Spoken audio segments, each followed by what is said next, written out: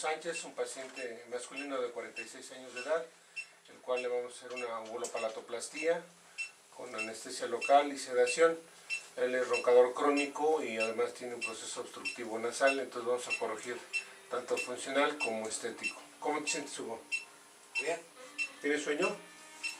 Sí, un poquito. Ok, bueno, como ven está sedado.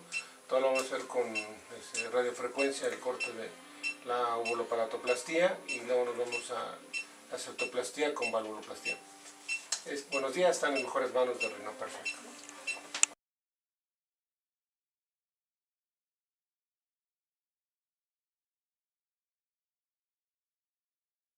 Bien, acabamos de terminar con Hugo Sánchez, le hicimos la vulopalatoplastía y la cirugía tanto funcional como estética de la nariz. Corregimos tabique, válvulas y proyectamos la punta y estamos terminando. ¿Cómo te sientes, Hugo? Bien. Bien. ¿Molestia?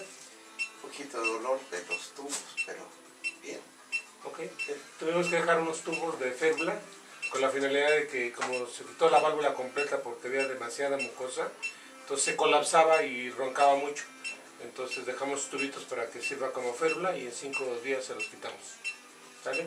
Están en las mejores manos de Rhino Perfect. Buen día.